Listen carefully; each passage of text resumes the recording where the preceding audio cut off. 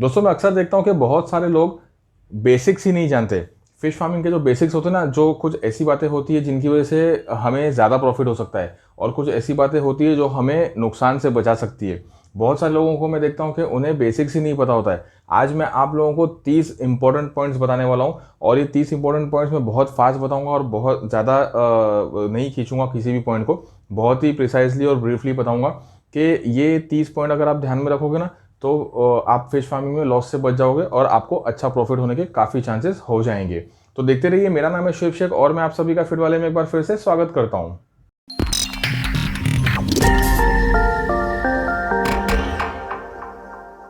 Fish farming को है ना, हमेशा मेन बिजनेस समझ के करना चाहिए। अगर आप फिश फार्मिंग को साइड बिजनेस समझ के करोगे तो लापरवाह रहोगे और श्योर शॉट लॉस में जाओगे।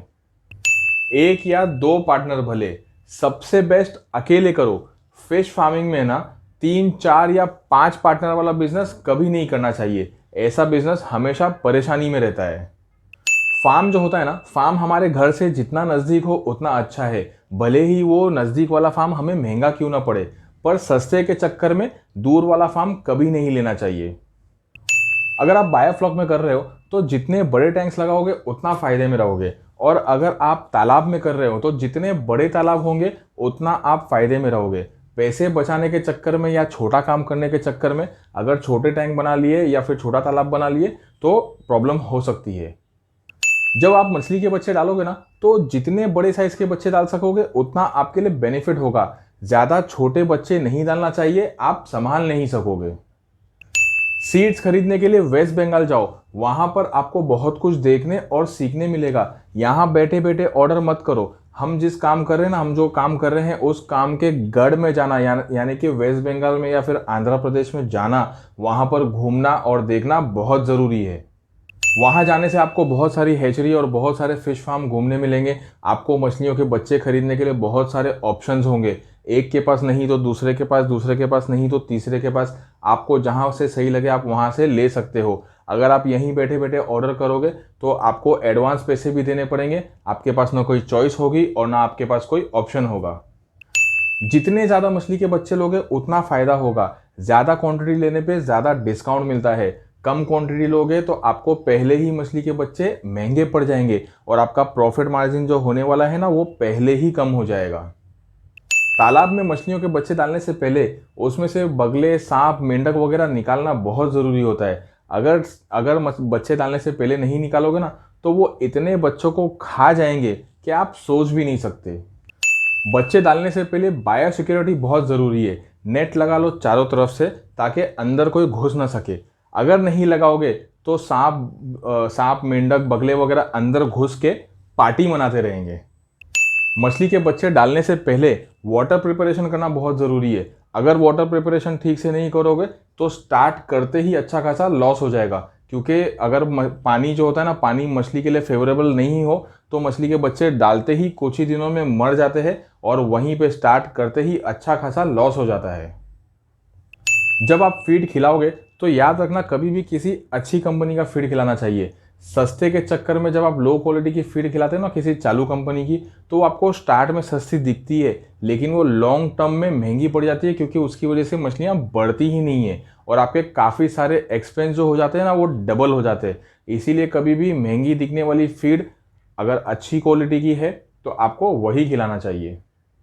मछली की साइज़ के हिसाब से उसके लिए फीड का साइज़ सिलेक्ट करना बहुत ज़रूरी होता है। ऐसा ना हो कि आपकी मछलियाँ छोटी है, उसको 1 mm या 2 mm की फीड खिलाना है और आप पैसे बचाने के चक्कर में 6 mm की फीड को पीस के खिला रहे हो। ऐसे में नुकसान हो सकता है। मछलियों को पालने के लिए ना बहुत सारा पैसा लगता है। आपने जितनी मछलियाँ डाले हो उस हिसाब से जो खर्चा होने वाला है उतने फंड्स आपके पास रेडी होना चाहिए। अगर आपके पास फंड्स रेडी नहीं है और आपका बंदोबस्त भी नहीं हुआ, एंड टाइम पे भी बंदोबस्त नहीं हुआ, तो आपका जो पहले लगाया हुआ पैसा है ना, वो पूरा के पूरा पैसा खतरे में आ सकता है। आपका इन्वेस्टमेंट खतरे में आ सकता है और आपको फंड्स की कमी की वजह से भी लॉस हो सकता है। पैसा खत्म हो जाने से पहले पैसे का बंदोबस्त करो। कैसे भी करो, कुछ भी करो, पर पैसे का बंदोबस्त पहले से रखो।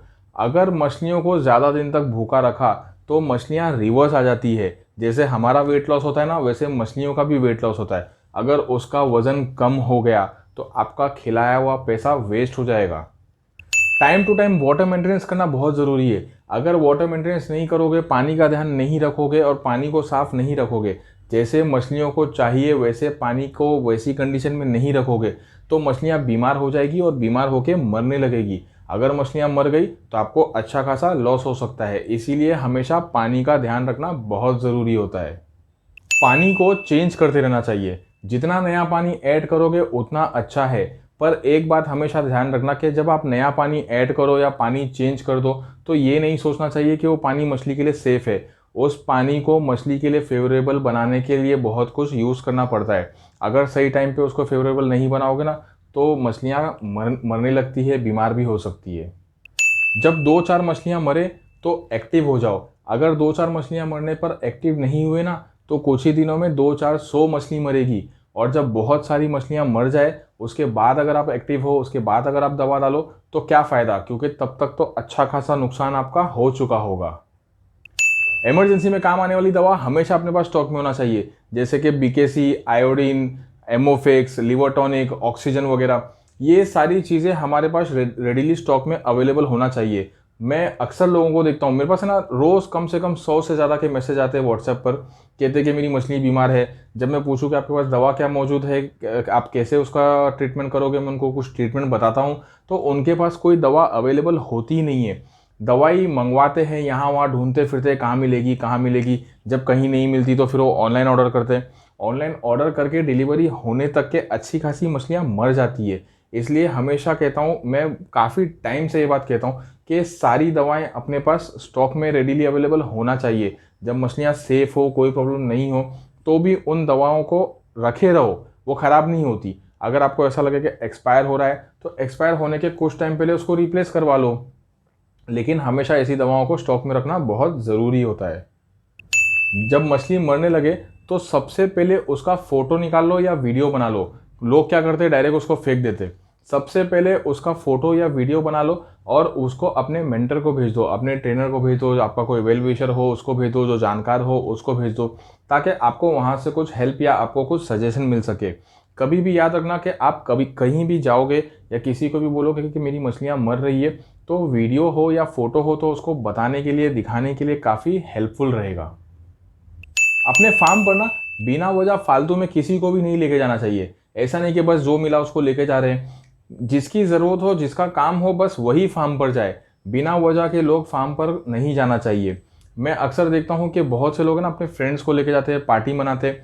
और ऐसे में क्या होता है पता है, एक्चुअली मछलियाँ जो होती है ना, मछलियों को नज़र से भी बचाना चाहिए। मछलियों को बहुत जल्दी बुरी नज़र लगती है और मछलियों को बुरी नज़रों से बचाना भी बहुत ज़रूरी होता है। जब मछली मर जाए, मरी हुई मछली को ना जल्दी से टैंक से या तालाब से निकाल के फेंक देना चाहिए। मैं अक्सर देखता हूँ कि बहुत से लोग हैं ना, वहीं पे पड़े रहने देते हैं। ज़्यादा देर अगर मरी मछलियाँ तालाब में या टैंक में होगी ना, तो उसका इन्फेक्शन फैलेगा। दूसरी मछली आके उसको यूं यूं करती है, ऐसे ऐसे मुंह से करती है और उसको भी इन्फेक्शन लग जाता है। और इसके अलावा मरी हुई मछलियों से पानी भी खराब होता है। इसीलिए हमेशा ध्यान रखना कि जब मछलियाँ मर जाए तो जितना जल्दी हो सके उसको उस पानी से निकाल दो। मछलियों को ना बीमार होने से पहले सप्लीमेंट्स देना बहुत ज़रूरी होता है। अगर मछलियों को आप सप्लीमेंट्स नहीं दोगे ना, विटामिन, मिनरल्स, ग्रोथ बूस्टर वगैरह जो सप्लीमेंट्स होते हैं, अगर सप्लीमेंट्स नहीं दोगे ना, तो मछलियाँ कमज़ोर रहेगी। अगर मछलियाँ कमज़ोर होगी तो वो छोटे से छोटे झटके को सहन नहीं कर सकेगी और छोटे से छोटे प्रॉब्लम में मर जाएगी। इसीलिए हमेशा सप्लीमेंट्स देना चाहिए। सप्लीमेंट्स की वजह से मछलियाँ स्ट्रॉन्ग रहती है और स्ट्रॉन्ग रहने की वजह से वो छोटे छोटे झटकों को आसानी से झेल लेती है और वो मरती नहीं है। अगर वो मरेगी नहीं तो हम नुकसान से बच जाएंगे। इसीलिए हमेशा time to time supplements use करना बहुत ज़रूरी होता है। हर 10 से 15 दिन में मछलियों को पानी से बाहर निकाल के चेक करो। उसकी बॉडी को चेक करो, उसकी आँखों को चेक करो, उसके पेट को चेक करो, उसके फिन्स, उसके गिल्स, उसकी टेल, हर चीज़ को चेक करो। उसकी पूरी बॉडी को अच्छे से चेक करो, उसका बॉडी बॉडी वेट चेक करो। रेगुलरली अगर आप मछलियों को चेक करते रहोगे तो आप एक्टिव रहोगे और आपको पता होगा कि मछलियों के साथ क्या हो रहा है, कुछ इन्फेक्शन आ रहा है, उसका बॉडी वेट बराबर नहीं बढ़ रहा है, आप कितना खिला रहे हो, उस हिसाब से वो ग्रोथ ले रही है या नहीं ले रही है। ये सब मॉनिटर करते रहना बहुत ज़रूरी होता है। अगर आप रेगुलरली मॉनिटर करोगे ना, तो बड़े झटके से और अचानक के झटके से बच जाओगे। बहुत सारे लोग ऐसे भी होते हैं जो अपने फार्म पर नहीं रहते, कभी कभी अपने फार्म पर जाते हैं। तो जो लोग ऐसे होते हैं ना जो कभी कभी अपने फार्म पर जाते हैं, तो कभी भी एक फिक्स टाइम पे नहीं जाना चाहिए और इन्फॉर्म करके नहीं जाना चाहिए। कभी भी पहुंच जाओ, आधी रात को पहुंच जाओ, रात को 2 बजे, 3 बजे, सुबह में 4 बजे, 5 बजे, कभी भी पहुंच जाओ। एक फिक्स टाइम पे, जैसे कुछ लोग होते हैं ना खाली वीकेंड्स पे जाते हैं, मालूम है कि सेट बॉस जो भी है वो वीकेंड्स पे आएगा, सैटरडे संडे को, या फिर कोई बैंक हॉलीडे होगा उस दिन आएगा। तो ऐसा नहीं करना चाहिए। अगर आप अपने फार्म पर नहीं रहते तो अचानक में कभी भी एंट्री मार के देखना चाहिए कि वहाँ पर क्या चल रहा है, और ये रेगुलर बेसिस पे करना चाहिए। मछलियाँ बड़ी हो जाने के बाद ज़्यादा ध्यान देना चाहिए, दवा का भी और चोरी का भी। अगर आपकी मछलियाँ बड़ी हो गई है तो उसके पीछे और ध्यान दीजिए, उसकी दवा का ध्यान दीजिए, पानी का ध्यान दीजिए और अलर्ट रहिए, क्योंकि जब मछलियाँ बड़ी हो जाती हैं ना तो चोरी नहीं होनी चाहिए। अगर चोरी हो गई ना तो आप प्रॉफिट में कभी नहीं आ सकोगे। आप जहाँ कहीं भी रहते हो ना, एक्चुअली हर जगह का ना एक मछली खाने वाले का एक प्रेफरेबल टेस्ट और वेट होता है। जैसे कि मान लो आपके यहाँ पे पंगास मछली अगर 500 से 800 ग्राम के बीच में बिकती है, तो उसको हमेशा 500 से 800 ग्राम के बीच में बेच देना चाहिए। अगर आप 500 के नीचे बेचोगे तो आपको ज़्यादा प्रॉफिट नहीं होगा, और अगर आप 1 किलो के ऊपर चले जाओगे तो आपको बेचने में प्रॉब्लम होगी। इसीलिए आप जहाँ कहीं भी रहते हो वहाँ पर जो चलता है ना मार्केट में, जो मार्केट में जिस फिश का जो साइज़ का सबसे ज़्यादा वैल्यू होता है, आपको हमेशा उस साइज़ और उस बॉडी वेट के बीच में उसको बेच देना चाहिए। मछलियों को बेचने के लिए कभी भी 2-3 ट्रेडर से रेट निकालना बहुत ज़रूरी होता है। जब आपको मछलियाँ बेचना हो ना तो 2-3 ट्रेडर से रेट निकाल लो। अगर किसी ने 1 या 2 रुपया ज़्यादा दे दिया तो उस ट्रेडर को दे दो। कभी भी किसी भी एक ट्रेडर से बंधे हुए नहीं रहना चाहिए। 2-3 ट्रेडर से कॉन्टैक्ट हमेशा बनाए रखना चाहिए। जब मछलियों को बेचना होना तो हमारा वहाँ पर खुद मौजूद होना, खुद वहाँ पर खड़े रहना बहुत ज़रूरी होता है। अगर आप वहाँ पर खड़े नहीं रहोगे ना तो बहुत प्रॉब्लम हो सकती है। सेटिंग कर लेते हैं ट्रेडर्स, और जो हमारा जो बंदा होता है वो भी ऐसा भी कर सकता है कि समझो मान लो अगर 1000 किलो बेच दिया, आपको 800 किलो बोला कि भाई मैंने 800 किलो बेचा हूँ, और 1000 किलो की मछली आपके फार्म से गायब हो गई, तो आपका 200 किलो का तो सीधा सीधा नुकसान हो ही जाएगा। 200 किलो का अगर नुकसान हो गया, इसका मतलब ये है कि आपने जो मछली पाले उसमें आपको जो मेन प्रॉफिट होना चाहिए था वो तो आपके हाथ से निकल गया। इसीलिए हमेशा ध्यान रखिए कि जब भी आप मछली बेचोगे तो आपको खुद पर्सनली वहाँ पर खड़े रहना और ध्यान रखना बहुत ज़रूरी होता है। जब भी आपको मछलियाँ बेचना हो ना तो कोशिश करो कि जब रेट अप हो, जब रेट ज़्यादा हो, मार्केट में डिमांड ज़्यादा हो, सप्लाई कम हो, आप उस वक्त बेचो। क्योंकि अगर आप जब रेट डाउन होता है, एक्चुअली बहुत सारे लोग क्या गलती करते हैं, ये सोचते हैं कि यार मुझे पैसों की बहुत सख्त ज़रूरत है, पेमेंट करना है, बहुत प्रॉब्लम है, ये सोच के उस वक्त मछलियाँ बेच देते हैं जब मछलियों का रेट डाउन होता है। तो ऐसे में जब रेट डाउन होता है ना तो आपको अच्छा खासा मतलब प्रॉफिट में पैसे कमाएंगे, प्रॉफिट में आपको अच्छा खासा लॉस हो जाएगा। क्योंकि अगर रेट हाई होगा ना तो आपको 2 पैसा बढ़ के मिलेगा और आपको एक्स्ट्रा प्रॉफिट होगा। जब मछलियों को बेचना हो ना तो हमेशा कोशिश करो कि आप फ्राइडे को या संडे को बेचो, या फिर आपके यहाँ पर जब मेन मार्केट लगता है ना, जब लोग छुट्टी रहती है, घरों में लोग अपने घरों में रहते हैं, उनकी छुट्टी रहती है, फैमिली में अच्छा खाना बनाया जाता है, मछलियाँ लाई जाती है। ऐसे बहुत से दिन अलग, जैसे हम लोगों के यहाँ पे फ्राइडे या संडे का दिन ऐसा होता है। तो जहाँ कहीं भी आप रहते हो वहाँ पर जब मेन मार्केट का दिन होता है ना, ट्राई करो कि आप उस दिन बेचो, क्योंकि उस दिन है ना आम दिनों से रेट थोड़ा ज़्यादा होता है। तो वहाँ पर आपको थोड़ा सा एक्स्ट्रा प्रॉफिट हो जाएगा, क्योंकि उस दिन अगर आप बेचोगे तो आपको 2 पैसा एक्स्ट्रा मिलेगा।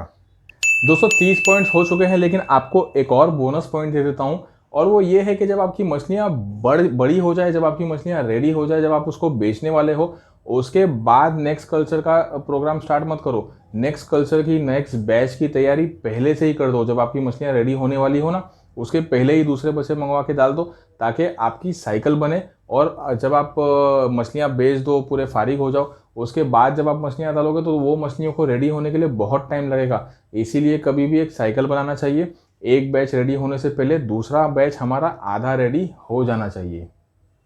अब तक वीडियो देख रहे हो आप, तो आपके लिए एक और बोनस पॉइंट तो बनता है, और वो ये है कि उस मछली का बिजनेस करना चाहिए जिसका मार्केट में डिमांड हो। जब बेचना हो ना तो वो आज के आज बिक जाए और टनों के हिसाब से बिक जाए। उसका डिमांड इतना हो कि अगर आपके पास 50 टन भी मछली हो ना तो उसको बेचने में कोई प्रॉब्लम नहीं होना चाहिए। और इसके अलावा ऐसी मछलियों का नहीं करना चाहिए जो आपको पसंद हो। अगर वो मछली आपको पसंद है लेकिन मार्केट में डिमांड नहीं है तो वो हमारे किसी काम की नहीं है। मछलियाँ, एक और प्रॉब्लम होता है, जब बहुत से लोगों को मैं देखता हूँ ना, हाई वैल्यू फिश करते हैं, हाई वैल्यू फिश 400 रुपये की, 500 रुपये की, लेकिन ऐसी मछलियाँ जो होती ना वो ज़्यादा नहीं बिकती। इसलिए कभी भी लालच में आके ऐसी मछली का मत करो जो बिके नहीं। मछलियों का बिजनेस करने से पहले आपके लोकल एरिया में या आसपास के मेजर सिटीज़ में चेक कर लो कि किस मछली का सबसे ज़्यादा डिमांड है और कौन सी मछली टनों के हिसाब से बिकती है, भले ही वो सस्ती क्यों ना हो, लेकिन अगर उसका डिमांड ज़्यादा होगा ना तो आपको उसके पीछे एक अच्छा बिजनेस सेट हो जाएगा। उम्मीद करता हूँ कि ये वीडियो आपको अच्छा लगा होगा और आपके लिए यूज़फुल होगा। इसमें बताए हुए पॉइंट्स आपको कहीं ना कुछ काम आएंगे। अगर आप हमारे चैनल पे नए हो और अगर आपने फीड वाले को अब तक सब्सक्राइब नहीं किया है तो इसे ज़रूर सब्सक्राइब कर लें, क्योंकि ऐसे वीडियोज़ में आप लोगों के लिए लेके आता रहूँगा। Thank you.